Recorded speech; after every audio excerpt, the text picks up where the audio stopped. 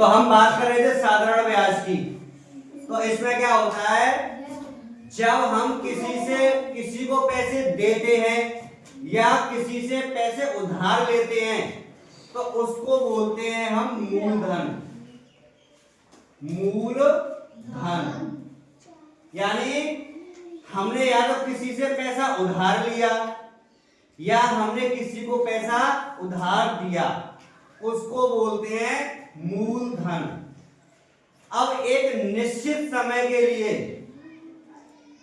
उस पर एक ब्याज लगेगा, एक अतिरिक्त धन लगेगा जिसको बोलते हैं ब्याज। एक निश्चित समय के लिए, और एक निश्चित समय होता है 2%, 5%, 10%, जो कुछ भी हो उसके हिसाब से, तो उसको बोलते हैं दर। ठीक है। अब मूलधन की बात करें तो हमने अभी तुम्हें बताया था, जो पैसा हम या तो उधार लेते हैं या उधार देते हैं उसको बोलते हैं मूलधन। ब्याज क्या होता है, इस मूलधन पर एक निश्चित समय के बाद कुछ अतिरिक्त धन लिया जाता है या दिया जाता है, तो उसको बोलते हैं ब्याज। सपोज करो मैं चलो 100 रुपए लेता हूं, मैंने किसी से 100 रुपए उधार लिए। अब उधार लेने का मतलब क्या हो गया, मूलधन हो गया। मैं अपना खुद लेके चल रहा हूं कि मैंने किसी से 100 रुपए उधार लिए। अब मैंने जिससे उधार लिया है वो मेरे से उन्होंने ये कहा है कि आपको 5% की ब्याज लगेगी वार्षिक, यानी एक साल में आपको 100 रुपए के 5 रुपया अतिरिक्त धन, अतिरिक्त पैसा देने पड़ेंगे, है ना। तो अब ब्याज कितनी है गई भाई, 5 रुपया साल लग रही है, तो ब्याज है गई 5 रुपया, यानी जो दर थी वो कितनी थी, 5% वार्षिक। कितनी थी, वार्षिक। तो देखो अब एक साल बाद क्या होगा, एक साल बाद जिसने एक साल बाद अब क्या होगा, जिनसे पैसा लिया था उन्होंने मेरे से कह दिया है कि 5% की वार्षिक दर ब्याज लगेगी तुम्हारे लिए।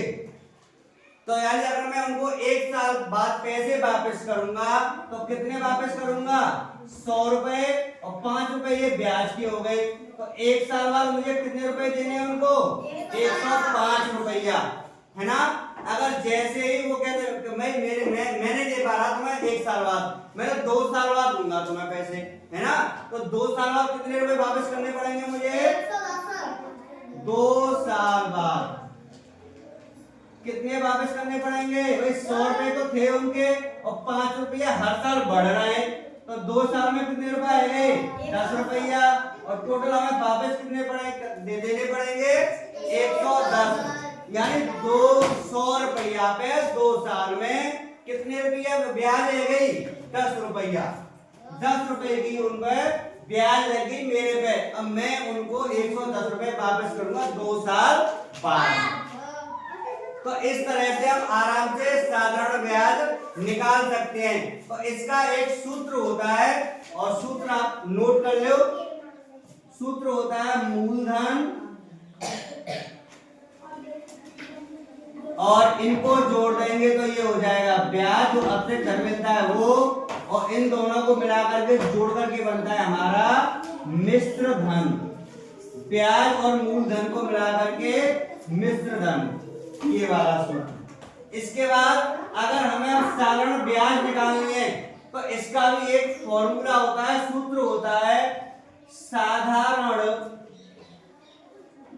ब्याज बराबर, इसका भी बड़ा एक सूत्र होता है, सूत्र होता है इसका मूलधन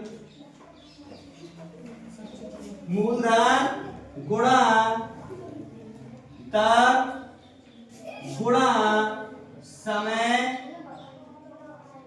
और ये नीचे तीनों के आ जाएगा बटे 100। एक ये सूत्र होता है, और इन्हीं दोनों सूत्रों के आधार पर हम आगे के होंगे, इजी सवाल होंगे साधारण ब्याज के, उनको निकालना सीखेंगे। इन्हें नोट कर लो आप।